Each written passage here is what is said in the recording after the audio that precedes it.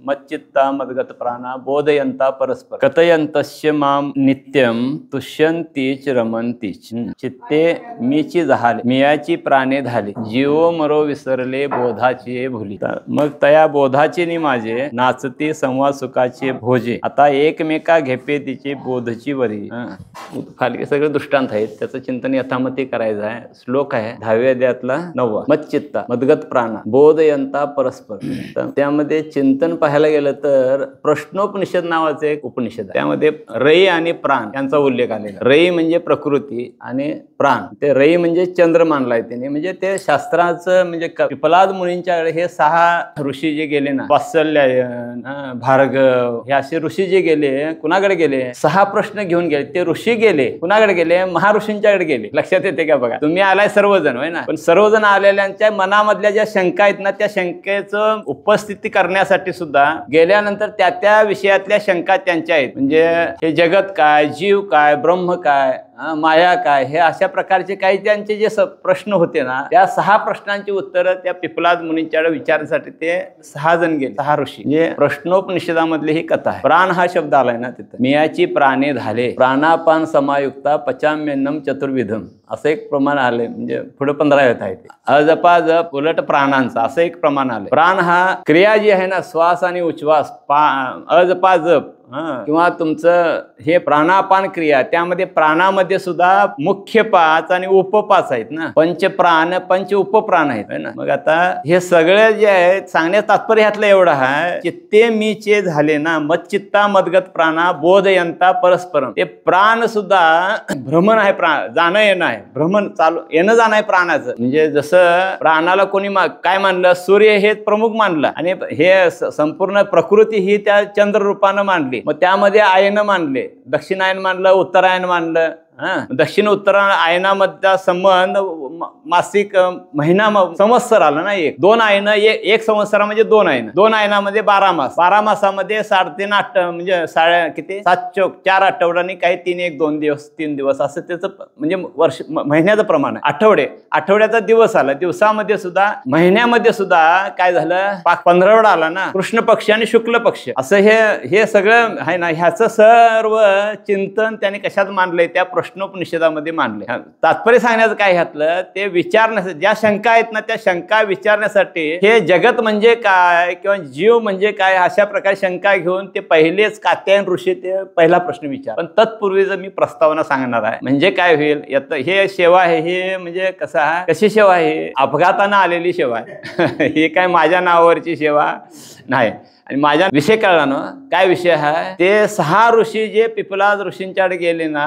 जाताना त्यांनी हातामध्ये समिधा घेऊन गेले त्या काळी काय होतं समिधा या शब्दाचा अर्थ आहे यज्ञासाठी ज्या आहुती आपण देतो ना त्या आहुत्या ऋषीमुनी हे यज्ञ करत होते ना जसं विश्वामित्राने यज्ञ केला अनेक ऋषींनी यज्ञच केलेत आमचा हा सुद्धा काय आहे नाम जप यज्ञ आहे ना काय पाहिजे सांगा हा सुद्धा काय आहे नाम जप यज्ञ आहे बरोबर आणि ह्या नाम जप यज्ञामध्ये आपला वाटा द्यायचा नाही सेवा द्यायची करायची यायचं इथं म्हणजे कसं आहे तुम्ही बोलल्याला बरं वाटते मी बोललं की ते कसं होतंय सूचना म्हणून तुम्ही दिलेल्या चालते सगळ्यांनी मी दिल्या की ते काय होतंय ते जरासं वेगळं वाटतंय ना बरोबर आहे ना तसं आता इथं सुद्धा हा जपयज्ञ आहे तसं त्या अरण्यामध्ये असणाऱ्या ऋषी मुनीने काय करायचं ते यज्ञ करायचं यज्ञासाठी आवश्यक गोष्ट कोणती आहे समिधा त्या समिधा घेऊन गेल्या म्हणजे एखाद्या माणसाचं प्रश्न असला की मला प्रश्न पडलाय समस्या आहे एखादी तुमच्या ह्यांच्यावर त्याचं उत्तर आहे किंवा ह्यांच्यावर त्याचं विचारणा करायची आहे मग डायरेक्ट त्यांच्यावर जाऊन वाटत विचारणं ते भेटल्याबरोबर त्या असं झालंय बघा असं काय करायचं ते जरा नंतर घरी भेट मग तुला सांगतो म्हणणार ना म्हणजे ते काळ वेळ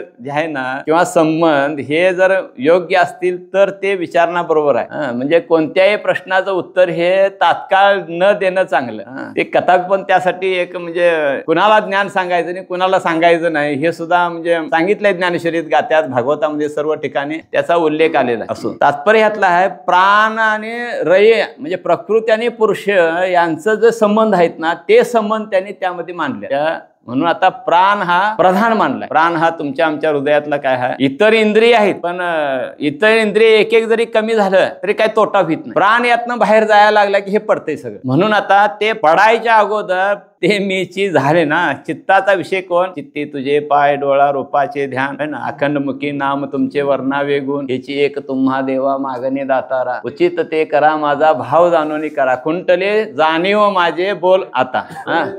चिंता तुका म्हणे आता नको देऊ अंत, न कळे पुढे काय बोलू विचार. पुढलं आजचा दिवस हे शरीर जर गेलं, पुढच्या शरीरात हे प्राप्त, ह्या शरीरातला हा प्राण जर गेला, पुढच्या म्हणजे शरीरात कोणतं मिळेल ह्याची शाश्वती आम्हाला तुम्हाला नसल्यामुळं त्या प्राणानं चित्तात काय भरावं? चित्ते मीची. मी म्हणजे कोण? विठ्ठल. मी म्हणजेच ब्रह्म. मी म्हणजेच तो सगुण साकार असणारा, विटेवर उभा असणारा, अवताराच्या राशी असणारा तो. त्यानंच काय भरावं? चित्त भरावं. चित्ते मीची झाले. मियाची प्राणे झाले. प्राणापान क्रिया आहे ना, श्वास आत घेणे श्वास बाहेर सोडणे, हे म्हणजे यालाच काय म्हटलंय? सोहम योग असं म्हटलंय ना. जे श्वास आत घेताना आता काल सुद्धा तीच चर्चा झाली आपली. हा सोहम योग तो गणेश त्यांना कळलाय का असं मला जरा सांगा. तिथल्या मंडळाला कळलाय काय? त्या म्हणजे ज्यांना सांगायचं आहे, ज्यांनी ते प्रस्तावना सगळी रचना करून बरोबर पाटाला पाणी लावले, त्यांना तरी ते कळलंय. गणेश जो आहे ना, जो गणेश, तो गणेश म्हणजे स्तवन जे आहे किंवा गणेशाचं पुराण जे आहे, त्या पुराणात तो गणेश आहे काय? फक्त पुराण म्हणून ते पुराण आहे हो.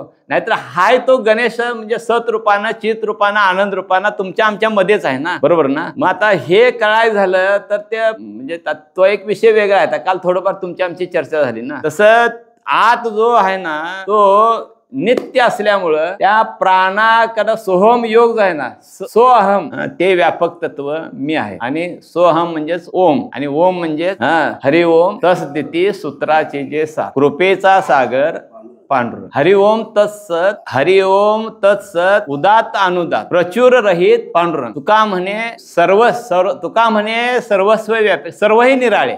सर्वही निराळे असं त्याचं प्रमाण. वेदाचे जे मूळ तुका म्हणे, नाही तुका म्हणे आधी नाही, सर्वस्व व्यापिले सर्वही निराळे, वेदाचे जे मूळ तुका म्हणे. म्हणजे अखेल वेदाचं जे शास्त्र आहे त्याचं मूळ असेल तर ते ओम आहे ना. म्हणून त्या प्राण जे क्रिया आहे ना, प्राण अपानाची क्रिया जी आहे ना, जे श्वास आत घेणे आणि बाहेर सोडणे, याचा अनुहात ध्वनी आहे ना, तो अनुहात ध्वनी म्हणजे नित्य अनुहताचे हल्लरू वासी समाधी बोधे निजवेसी. हे जे प्रमाण आहे तसं. आणि पुढे काय म्हटलंय? अनुहताचे हल्लरू वासी बुझावणे, त्याच्या पहिलं पद राहिलं आता हे.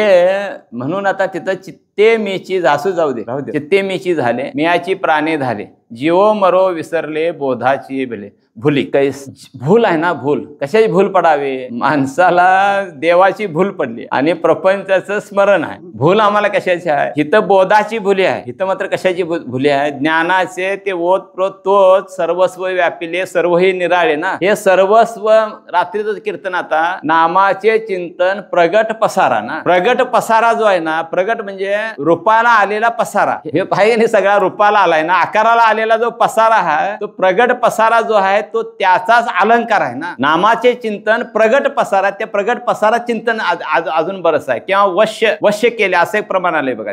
वश करणे हा सुद्धा प्रमाण आहे ना. वश, देवाला वश करणे. आणि इकडं अष्टमहासिद्धीमध्ये वशीकरण विद्या आहे काय, म्हणजे अनिमा गरिमा हे जे आहे तसं इथं या ठिकाणी बोध जो आहे, बोध ज्ञानाचा म्हणजे त्या परब्रह्म स्वरूपाचा बोध, सर्वस्व व्याप्त असणारा, त्याचं जर हे दृष्टीनं बघितलं तर हे बाबा वस्तू रूपानं पदार्थ रूपानं दिसणारे जेवढे म्हणून नानात्वानं दिसते ना पदार्थ, त्या सर्व पदार्थांना ते नाव ते रूप जरी असलं तरी त्याचं अधिष्ठान म्हणून ब्रह्म. कळलं ना. म्हणजे अधिष्ठान ब्रह्म आहे ध्यानात घ्या. जे आणि हा बोध आहे खरा. खरा बोध कोणता आहे? दृष्टीचा बोध कोणता, श्रवणाचा बोध कोणता, किंवा तुमचं दृष्टी हे कसं आहे सगळं आता पाहण्यावर बरंचसं अडकून बसतोय आपण. आम्हाला ते पदार्थ त्या रूपानं त्या आकाराचंच आहेत आणि ते म्हणजे जे आवडीचे आहेत, अनुकूल आहेत, त्याची प्राप्ती व्हावी. प्रतिकूलाचं काय व्हावं ते आपल्या वाटेला येऊ नये आणि त्या पदार्थाच्या प्राप्तीसाठी आपली धडपड आहे ना. पण तसं नाही. ते पदार्थ अनुकूल जरी असले त्यालाही सत्ता त्या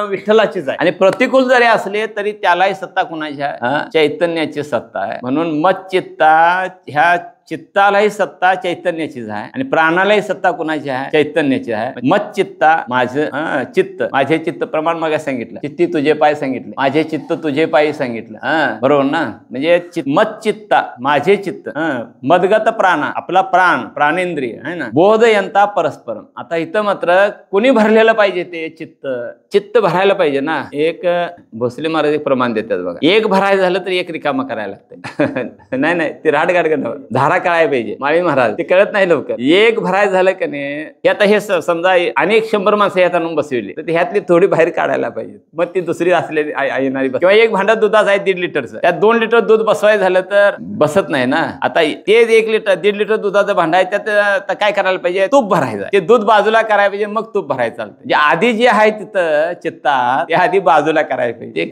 भरीला विठ्ठल ते हे आता बरोबर आहे.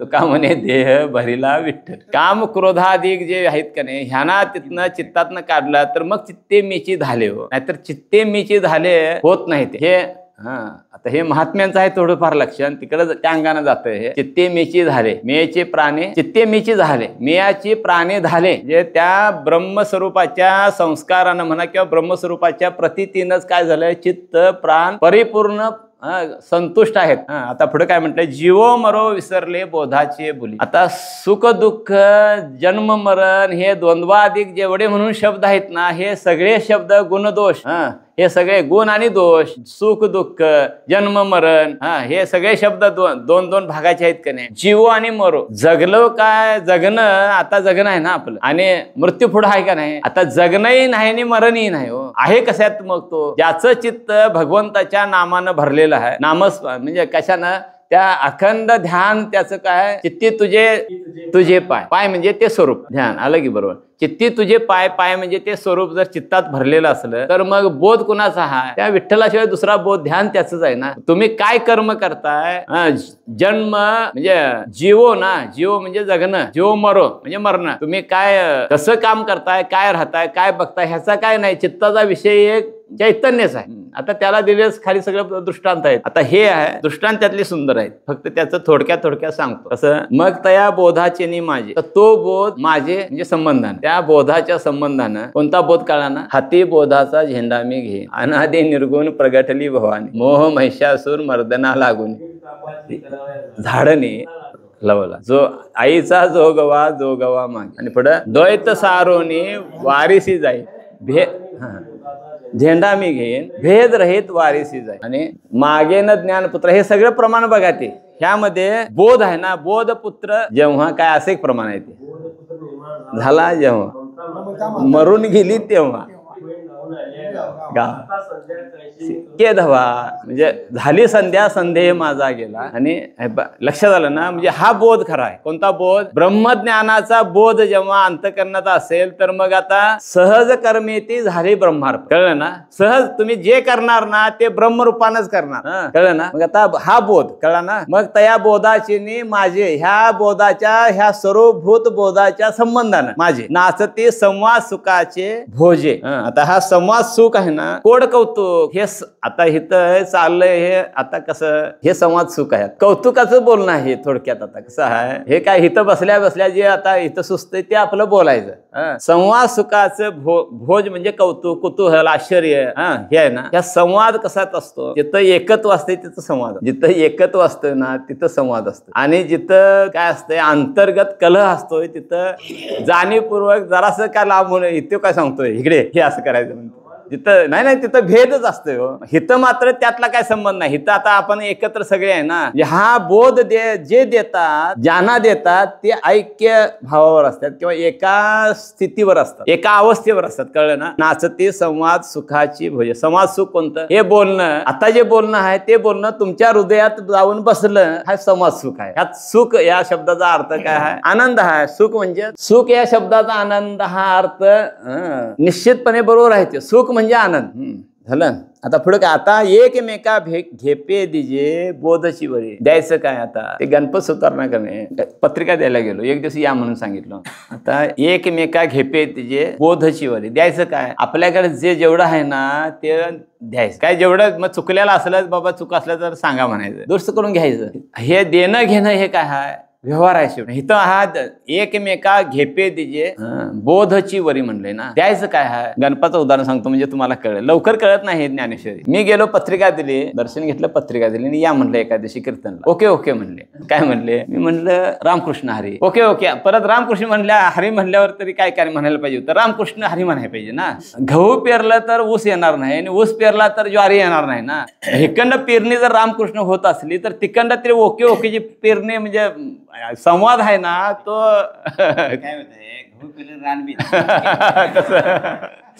एक कोटी झाली खरं, तसं मला म्हणायचं नाही. मग ते शेवटी त्यावर मला काय करायला लागलं, 5-10 मिनिटं आणि जादा खर्च. एक गाव पडला. कोण कोण गेलतो आपण?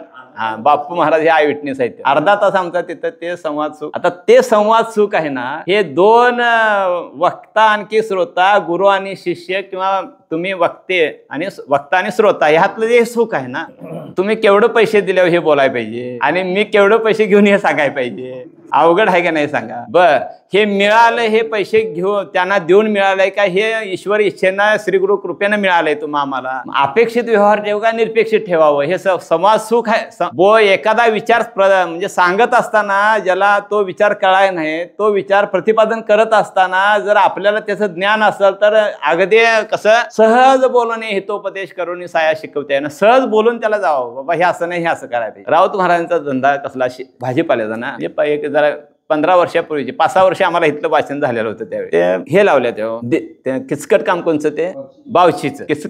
किचकट काम काय असलं की नाही, बावशीचं तोडायची बावशी, ती किचकट काम आहे. ते बावच्यात फोडायला लागले तेव्हा. यामध्ये जरासे एकच हे 4 झाडं राहिल्या, एवढी तुड्याने जाऊया. ते मी तोडतो म्हटलं एकदा. आता ही गंमत आहे इथं. म्हणजे काय गंमत आहे तर ते जे आली आहे ना तेवढीच ती खोडायला लागते ना. त्याला काय म्हणले ते माहिती आहे का, त्या दुसऱ्या बावचीला इजा होऊन चालत नाही आणि झाडाला इजा होऊन चालत नाही. नेमके तेवढीच बावची, आणि ते असा हे असतोय ना, त्याला चोथा असतोय, तो एकाच जागेवर असतोय ते. बरोबर. सांगण्यात कशासाठी सांगितलं हे, त्याने म्हटले ते नाही, निवडून हवं राजवंश नाही, सहज बोलणे आहे ना. सहज सांगितलं मला त्यांनी. कर्म करताना ज्याच्याकडून ते कर्म होतं, त्या कर्मामुळं त्या जवळच्या माणसाला कोणत्याही प्रकारची इजा न होता ते कर्म सहज वाक्य सांगितलं ना. त्या दोन्ही, त्या दुसऱ्या कोवळी बी हे आहे ना, ते दुसरी बावची आहे का ना, ती कोवळी आहे, आणि झाड तसं त्याची आईच आहे ना. त्या बरोबर त्या झाडाला इजा होता कामा नये, आणि त्या दुसऱ्या त्या शेंगाला बी इजा बरोबर खोडायचे. म्हणजे सहज सांगितलं ना. त्यात काय केवढे गर्भीचा अर्थ काय आहे की आपण जगत असताना दुसऱ्याला, हा त्यातला सिद्धांत आहे ना, हे सहज बोलणं आहे. हे सहज म्हणजे आपण जगायचंच आहे. काय तुम्ही आम्ही सगळ्यांनी जगायचं आहे महाराज, पण जगत असताना दुसऱ्याला सुख होईल, दुसऱ्याला ज्ञान होईल, दुसऱ्या आपल्या बरोबर नाम घेईल, अशा पद्धतीनं जगणं हे सहज बोलणं आहे, सहज संवाद आहे, सहज आपलं सहस्थिती आहे. ती जो विषय झाला आहे त्याचं प्रतिपादन आज बाबा वाचन हे झालं, समाज सुख आहे ना ते. तसा विषय आला तर ते त्याला सांगावं, म्हणजे संबंध तसा आला तर सांगावं. एकमेका घेपे दिशे, एक संवाद सुख जे घेपे दे, घेणं देणं आहे ना, घेणं देणं आहे का नाही. तुम्ही आता इथं बसलाय ना, एवढी संख्या कमी आहे, संख्या कमी आहे का नाही आता इथं. बाजेप्रभूने खिंड लढवली का नाही, संख्या किती होती महाराज, बास झाली ना तेवढी, एकट्यानं लढवली. म्हणजे होते त्याच्या बाजूला बरं सोडा, पण त्याच्यापेक्षा आणि दुसरं सांगतो तुम्हाला, 60 माणसांनी पन्हाळा किल्ला जिंकून घेतला. हे संख्यात्मक जे आहे ना ह्याच्या वाढीपेक्षा गुणात्मक, हिथं आता गुणात्मक आहे ना, कळलं ना. म्हणजे अधिकार संपन्न जे आहे ना तुम्ही आम्ही सगळे, ह्याला महत्व आहे. अधिकार संपन्न जे आहेत ना त्यांना तो संवाद सुख आहे ना, बोध लवकर कळतो. ज्याचा अधिकार योग्यता ज्याची निर्माण झाली आहे, ज्यानं केली आपण होऊन, म्हणजे काय केलंय, दोष टाकल्यात, म्हणजे दुष्ट बोलणं टाकलंय, दुष्ट बघणं टाकलंय, वाईट चालणं टाकलंय, वाईट खाणं, वाईट कर्म टाकलंय, वाईट खाणं टाकलंय. कळलं ना, हे कळलं ना आता सगळं. त्याच्या आपोआप कोणी जर म्हणजे आपोआप ती योग्यता लवकर कळतंय त्याला. कळलं ना. म्हणजे हे संवाद सुख, एकमेका घेपे दिजे, काय द्यायचं, बोध द्यायचं, हे संवाद सुख, हे कौतुक आहे त्यात. थोडं त्यांनी दृष्टांत चांगला दिला. आनंद द्यायचा, आनंद घ्या. हा, अनेक प्रमाण आहे तसं. आनंदाचे डोहे आनंद तरंग, आनंदाची अंग आनंदाची, असं आहे. 2 सरोवर, यमुना आणि गंगा नदी आहे ना, प्रधान नदी आहे. जवळीकीचे सरोवर आहे, इथं सरोवर म्हटलंय पण नदी सांगायला लागलोय. आता ते काय होत्या, दोन्ही सरोवर नद्या, गंगा आपली आहे ना दूधगंगा, कृष्णाला मिळते ना, किंवा 2 सरोवर महापूर झाला तर ती एकत्र होतात ना. गंगाने काही काळ ते चालतंय त्यांचं, गंगेचा प्रभाव वेगळा चालतोय आणि यमुनीचा प्रभाव वेगळा चालतोय, काही काळपर्यंत चालतोय. पुन्हा आणि काय होते ते एकत्र होतातच ना. त्याचं पुढे काय म्हटलंय, जैसे जवळीकीचे सरोवरे उचबळलिया कालवतीस परस्परे, मग तरंगासी धवळारे तरंगची होती. कळलं ना. 2 सरोवर किंवा 2 मोठ्या नद्या किंवा 2 सागर, समजा समुद्र आहे, अरबी समुद्र आणि बंगालचा उपसागर आहे, काही वेळा वादळ होते का नाही. दोन्ही जरा लाटावर सुनामी झालं तर उचमळतात, पण ह्यातलं पाणी त्यातलं त्याची क्षारता आहे का नाही, ते क्षारता सुद्धा कमी जास्त असते. म्हणजे मिठाचं प्रमाण क्षार आहेत का नाही, काही समुद्राचं क्षारता अधिक आहे, काही समुद्राचं क्षारता, ज्यांना नद्या अधिक मिळतात. बंगालच्या उपसागर आहे ना, ह्याची क्षारता कमी आहे, आणि रत्नागिरीला मिठागर आहे ना, तिथं त्या क्षारता जास्त आहे. जिथं कळलं ना. मग आता हे तात्पर्य काय सांगण्यात त्यातलं, जिथं दोन समुद्र, आता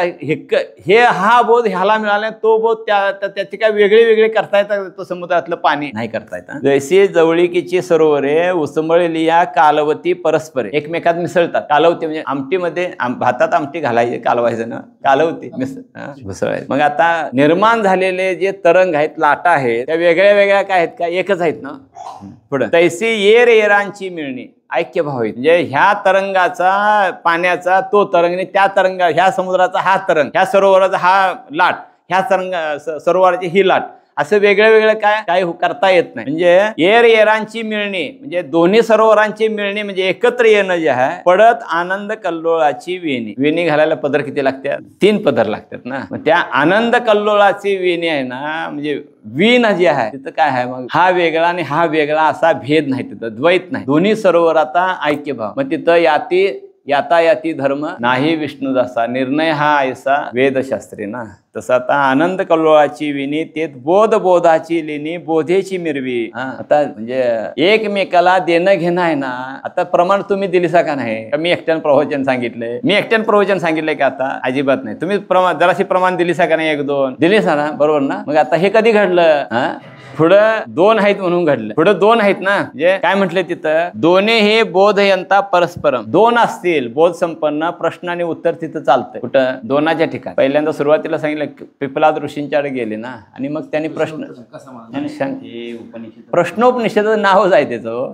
त्यामुळे ते तुम्ही आता ते तुम्ही चला होऊ दे, आणि मग बोलूया त्यावर. त्याचं नावच प्रश्नोपनिषद लक्षात आलं. आणि आपलं जे आहे का नाही, आग्रह देवाचे 3 प्रश्न आहेत की नाही, त्यात ते 3 प्रश्न, त्यातलं पहिला आहे की नाही, कात्यायन ऋषीने विचारलेला ते पहिला प्रश्न तो आहे, सुरुवातीला सांगितलं. तात्पर्य काय ह्यातलं सांगायचं होतं मला, नाही तेच की इथं आता तुम्ही सर्वजण आहे आणि मी एकटा बोलायला लागलोय ना. मी एकटाच बोलतोय का तुम्ही बोलला, आता तुम्ही बोललाच ना 2 वेळा, तुम्ही बोलला, हे मुसळे गुरुजी बोलले, रानबी येते म्हणला की असं कसं म्हणता, बोललो नाही म्हणजे इथं बसून लबाडी करायची नाही, बोलला म्हणजे हे संवादच आहे ना, आहे का नाही. संवाद हा संवाद आहे ना. कधी होतो संवाद, कधी 2 असतील तर संवाद आहे. म्हणजे अनेक तुम्ही आहे, त्यातलं काही जणांना कळते ते बोलता, म्हणजे तिथं संवाद आहे ना.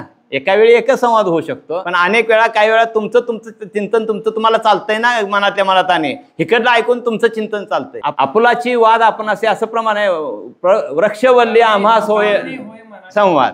आपला म्हणजे हा संवाद आहे ना. मग 2 जेव्हा असतील ना, बोधयंता परस्परम आहे ना, 2 किंवा 2 पेक्षा अधिक असतील तेव्हा संवाद देणं घेणं होतंय. कशाचं, बोधाचं. कोणाचं देणं घेणं, नामाचं, बोधाचं, ज्ञानाचं, वैराग्याचं, जेणेकरून मूर्ती टसावी अंतरी श्री हरीची, हे आहे ना, हे देणं घेणं खरं आहे. ह्या देणं घेण्याचं काय होतं, संवाद होत. आता कोणच नसतील तर, आता तुम्ही नाही आणि मी आता येऊन इथं बसलो एकटा, माझा व्यवहार काय, तुमचा काय, कोणच नाहीत. आता इथं समजा तुम्ही तुमच्या घरात एकटं जायचं, तुम्ही काय करणार. त्यासाठी माऊलीने काय लिहिलंय, भगवंतांनी लिहिलंय, कथयंतस्य माम नित्यम, कथन करावं. माझे काय करावं, वर्णन. कथन करणे म्हणजे बोलावं, वर्णन करावं. काय वर्णन करावं, आता सांगितलं ते वर्णन करावं. नामाचं वर्णन करावं, नाम भक्त म्हणजे नामधारक जे होऊन गेलेत आहे ना, त्यांचं वर्णन करावं. लीला वर्णन करावं. माझी वाणी तुझी वर्णी गुण ना, ऐसे देई प्रेम काही कळा.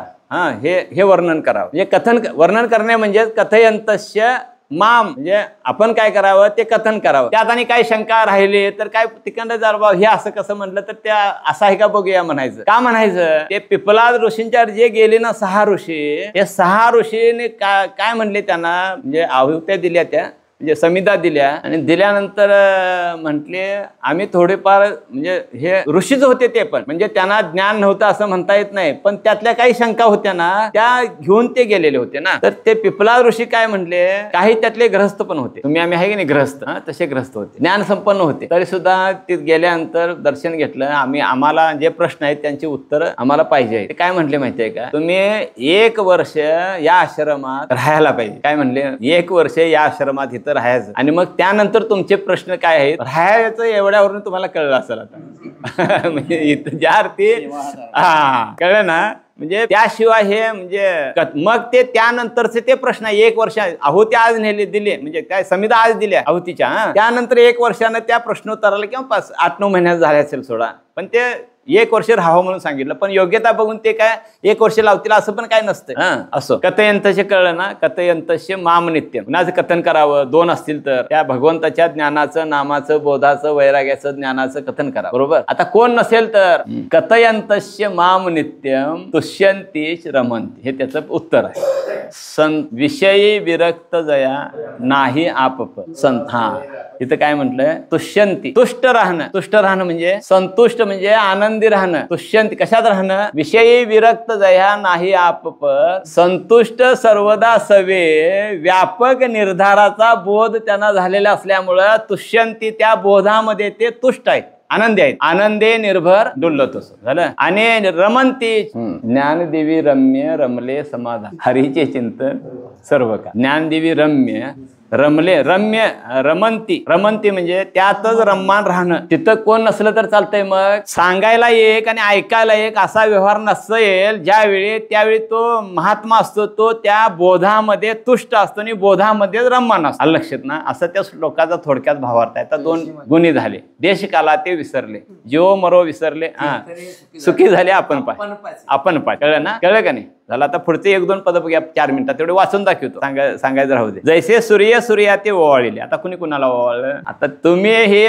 मी आहे ना, माझ्यापेक्षा मी सूर्य आहे आणि तुम्ही सूर्यच आहे हो. कुणी कुणाला सांगायचं, तेच मी आता मगाचा विषय तेच आहे ना. हिने सांगितलं काय आणि मी सांगितलं काय. इथं हे सगळे माणसं आहेत की नाही महाराज, हे जसं ते शिवाजी महाराजांचं आहे बघा, आपल्या योग्यतेची त्यांनी 5-10 माणसं आपल्या नित्य जवळ ठेवलेली. हे म्हणजे आताच्या इतिहासकारांच्या त्या एकूण हे सगळे इथले आहेत की नाही, श्रवण करणारी माणसं आहेत की नाही, जवळजवळ बोध संपन्न म्हणजे त्या बोधावर आरूढ झालेलीच आहेत. मग आता हे आता एक हे आहेत का नाही, सिद्धांत काय वेळा असं बरोबर चपलकपणे मारतात का नाही, गप बसायला लागते. बरोबर आहे म्हणायला लागते.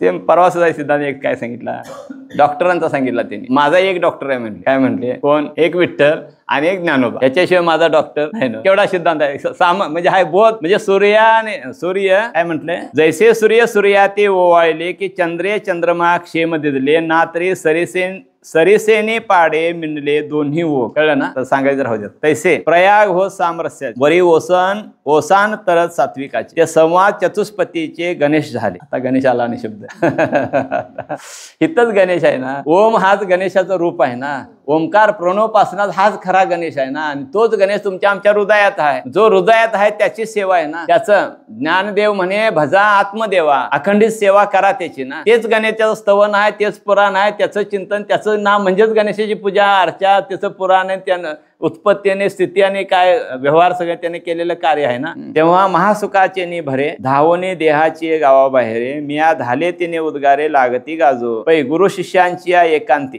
जे अक्षरा एकाची वदंती, ते मेघाची या परी त्रिजगती गरजती सैंग. हे चिंतन जरासं आहे चांगलं. त्या ऋतू किती आता यंदाच सांगायचं तेवढं, यंदाच तेवढं ऋतू किती तेवढं सांगायचं. यंदाच ऋतू किती, नाही 2च ऋतू यंदा. उन्हाळा आणि पावसाळा. बोल, हिवाळा खाऊन टाकला कोणी ह्या दोघांनी. अतिक्रमण तुमचं काय ते अतिव्याप्ती अव्याप्ती असंभव ना. हे ती कुणा अतिव्याप्तीने अव्याप्ती काय झालं बघा आता. ते कसं झालं.